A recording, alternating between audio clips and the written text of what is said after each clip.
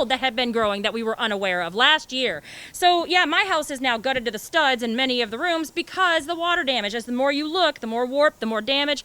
Boards have to be replaced. Down to the basement. The water actually ran down with the leaks into the circuit breaker box. You know how expensive that is to replace a box? So yeah, not a lot of people running up to say, hey, can I have your broken poison water home? No, especially not for what I owe. And also, I've traveled all over North America to help people with their contaminated water and their water crises. You can't send me anywhere else, because if people are naive enough to believe that this is just in a bubble and this is only happening to Flint, wrong. I've seen it far too many times. There's nowhere that I know that I would go, because most people, especially where water is being sold, like it costs money and that you have to pay a water bill, as long as they're making money off of you, they're cutting corners to make more money. Because also over the years, less and less tax money. Everybody's like, I don't want to pay taxes. Taxes cover your water quality, dummy. Seriously, also education is kind of important too. But I mean, seriously, the taxes have been cut, the EPA got defunded and turned into like a corporation, and so here nobody's got good pipes and nobody's got good water they can trust. And so I tell people, like, okay, if you think you got great water, have it independently tested and then come back and talk to me, because it's never worked out to where anybody's proven me like to where they've got just great water. So yeah, I'm not going to go leave the monster I know, the devil I know, with I got a pretty good idea what's in this crap that's coming through my tap, and then go to a new city to get poisoned by a whole new problem. I'm not going to deal with that. And also, if we move and leave, they win. We need to stay and make them pay for this. And this is not just for us, it's for the rest of the country, because if we don't get fixed, it's going to happen to you even easier. This is going to be the playbook of how to poison a majority minority poor community to get them out of the way, to gentrify and do whatever it is you want to do, and then just get away with it. Be like, ha, saved us money. And before I get to the settlement, I just want to remind folks, I just want to make a little point, because I really think, unfortunately, we have to unwind the misreporting the media does a lot, including local media here, by the way, which has been a travesty. But literally, a city of, now it's under 100,000, but at the time of the poisoning, over 100,000.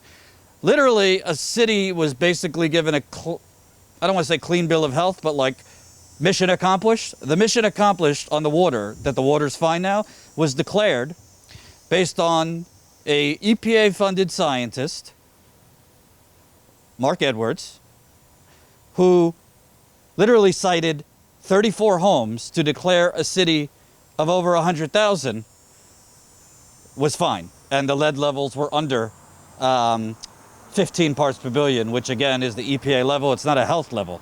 So that's one measurement that they use to declare the water fine. An EPA-funded scientist, who it would take me 3 hours to discuss that man, who was using who cited 34 homes. He didn't even confirm whether the homes he were testing even had lead lines coming in. He declared it okay because he Googled the ages of the home. That's one. Number two, they declared the water fine here based on the state program under the former governor, Rick Snyder, who Jen and I, 2 years ago, it should have, frankly, been on the front page of the New York Times. They tried to steal the story, but that's another story. We found out that the environmental department under Rick Snyder was cooking the data. They were literally flushing people's water right before testing, which is essentially flushing away the lead. So they got lower numbers as a result of that. And then when we caught them, their response was, oh, we think the residents are confused. We think the residents are confused, like who was in their homes testing. It must have been ghosts in their home flushing their water. So I'm just letting you know, the declarations on the water being safe are based on either totally incompetent testing or totally fraudulent illegal testing, which Aaron Brockovich called a crime, by the way. So with that, people have to wonder, on the surface, news of a $600 million settlement, people would say, oh, that's good money that Flint's getting. I've got my questions.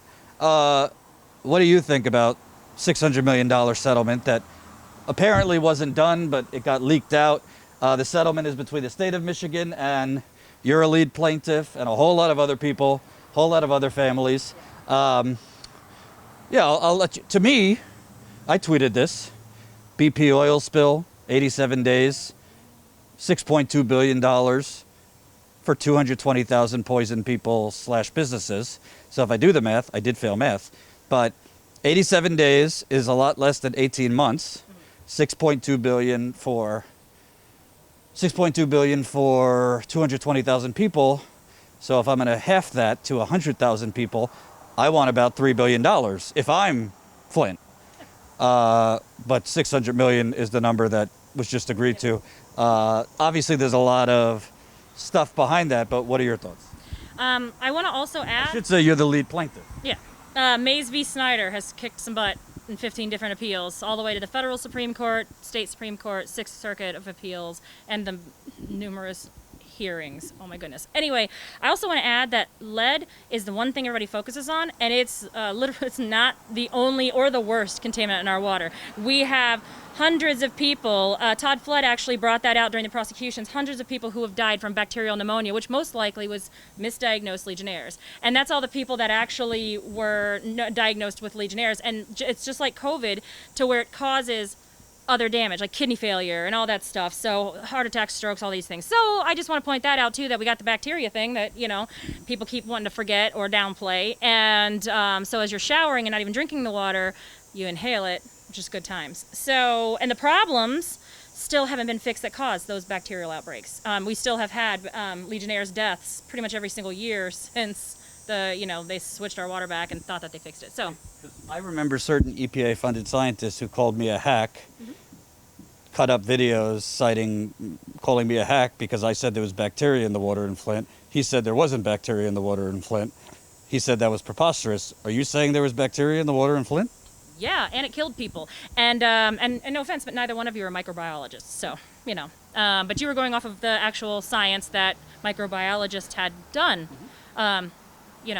testing. So, again, they just try to keep the focus on lead, and because I think lead's an easy thing. You can remove pipes and blah, blah, blah, blah, blah. But guess what? Bacteria is growing in your water heater, then what?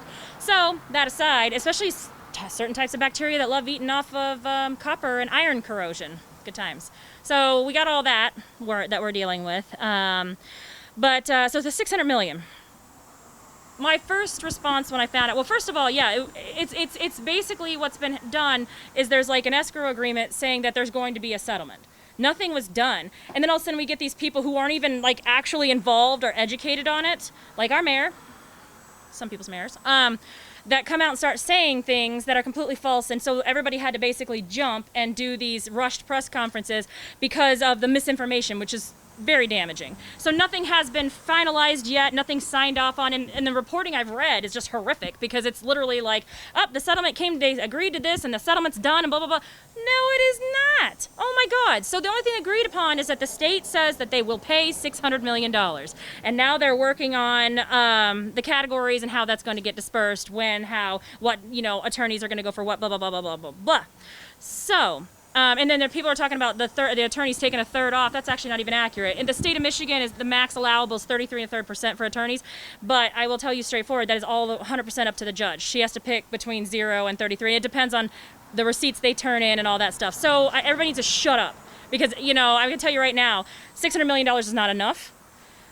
Nobody's going to get rich off this. Nobody. There's like 200 and some attorneys. So you divide even that third percent, whatever. And there's 100,000 people here. Now, people have the right, like 100%. Once these categories get decided, what percentage is going to get what means what. There's like 32 different categories, basically. And so they're talking about physical damage, emotional, the age groups, the, business owners, property damage loss, all that great stuff. So once they get that worked out, they have about 45 days to work that out. Then the parties all have to come and agree. And then if that's agreed and signed off on, then it has to go to the judge, and the judge has to agree. So then it's still up to a federal judge. Then the claims process starts if the judge signs off. So then people bring their claims in, and then, people are like, how much are we getting? There's no way of anybody to know yet. People file their claims, then it gets, it gets broken down by the percentage, depending on how many people file. So we still got a long ways to go, and nobody knows how much they're going to get. People still, when they see how much that their portion would be, have the right and the ability to opt out. They can say, no, thank you. I'm going to continue to litigate. Get their lawyers, hire some lawyers and go sue. They have that. I literally saw people talking about, we got to stop this and make sure this settlement doesn't happen. Look, man, I'm not happy at all. $600 million is not enough, because how do you put a price tag on my kids' brains, their organs, my heart, like all of the stuff that's happened because of this, the layered trauma, the deaths. There is literally no way to put a dollar sign on it. So no number is ever going to be enough. $600 million is not enough. I was not happy with it at all. The only thing that I started thinking through was like, okay, this actually is shocking because of the fact that this is for the first time in 6.5 years almost that the state of Michigan has actually admitted fault and that they're paying anything. So, okay, that's something. And we still have the EPA and federal government. We still have the city. We still have these private engineering firms, Veolia, Land, Rowe, and others, McLaren Hospital, that are still on the line. This has nothing to do with them. So, okay, if this is one domino to fall, fine, okay? The others can then maybe do the right thing and stop dragging this out, because some of the things that have come out during the depositions are pretty damning of who all was responsible for what, and people who pretended they had nothing to do with it, false. So yeah, nobody's going to get rich of it. But at the beginning, I think when we've talked before, I was like, none of us expect to get rich. I just want a filtration system in my house. So I want to replace the plumbing inside my home, and I want my kids to have money set aside so they can get the tutors they need and the support they need. I want medical monitoring for the kids. We still need Medicare for all, which that we'd have to take up on a federal level, but still, we still need all of these things. We need federal money to replace those mains out there. So this is a lot of things. It's one piece, and it's a small piece, and no, it's not enough. It is never going to be enough. But there are people that really need it. There are people that really need safety inside their homes. So it is going to still be up to the residents themselves to say, am I going to take this and check the state off the list and still go after these other people, or do I want to continue and sue on my own? Which they have that right. That's the basics that's open right now. Like, out of the 78 pages they posted, obviously the kids under the age of 18 are going to get the largest portion because they have to live the longest with what this water has done to them. And but there's also money set aside for the Neurodevelopmental Center of Excellence, which is what's helped screen our kids and find actually a lot of autism. So then now we're pushing for more appropriations for autism services, and so that they're getting funding. There's going to be funding available for, they call them the forgotten kids. There's I know they are going to set aside $35 million for kids who are under the age of 18, and if their parents either couldn't or would not file a claim on their behalf, when they turn 18, they're able to go file a claim and they'll have money for them. So, okay, so there's some pieces that are set, like that's a set in stone thing, which is good. But, and then, we made sure that, like, the property damage money is the only thing that's taxable, and that's just by law because it's property, but the rest of it's not taxable. And then one of the main things, and this is so important, that I pushed for, like, since I found out about this a couple days ago, is that the state puts in a clause and agrees to the clause being put in that any of the money that residents receive, kids, adults, seniors, that none of it is used and tabulated in as income and assets when they're figuring out somebody's eligibility for state-run programs. So there's like SSI, there's Medicaid, there's the food benefits, there's housing vouchers, because otherwise we're going to end up with a lot of homeless poison people because the state tried to do something nice by giving us some damage money, and then it just knocked people off of their benefits and they're starving and have no home. Meaning, if you're receiving SSI or whatever, and then let's say a family gets, as part of this, $10,000, it would increase them above the income level, so they would be kicked off SSI and those other things. Yes, and so after I calmed down about the $600 million, because that's not going to budge from the state's side at this point. So we have to push for appropriations, and there are agreements for appropriations in the next year and stuff, but still. So even if, because the money's not going to be enough to change anybody's life at whole. Like I said, nobody's getting rich. But if they get just a little bit, they need to be able to use that little bit to do what I said, get new water heaters, new interior plumbing, things like that, things that they can live safely, repair the damage that was literally done by these people to our homes. But in no way should that get you knocked off of the benefits that have kept any kind of stability in your life and kept you from being completely out on the streets. Because we don't have enough homeless shelters. We just lost One Stop, which was a major resource. We are full. We have people sleeping out on the streets as it is, in the middle of a pandemic, in the middle of a water crisis, where there should be funding flowing in to help this disaster, but it's not, because nobody will declare us a disaster and actually give us actual help. So fine. You know, so that's the thing. So that was, and again, you know, I do social work, so I work to help people maintain their benefits and to get the benefits they deserve. So seeing if like people were going to take this money because they need it for themselves, their kids, to, you know, get medication, get the testing if they don't have insurance, to fix their homes and make them like less disgusting water, actually be able to be safe in your house, and then they lose the things that are keeping them going, we're going to have an even higher fatality rate. I mean, our COVID fatality rate is like 2-3 times the world. Or Flint is Genesee County, and last I checked, Genesee County is like 400-something thousand people. Flint and Flint Town. Hope you enjoyed that last video. Hop on over to statuscoup.com where you can sign up for our email list and become a member for as low as $5 to $10 a month. Membership is how we grow. That's statuscoup.com/join. And remember, join our email list so we can grow the revolution with you.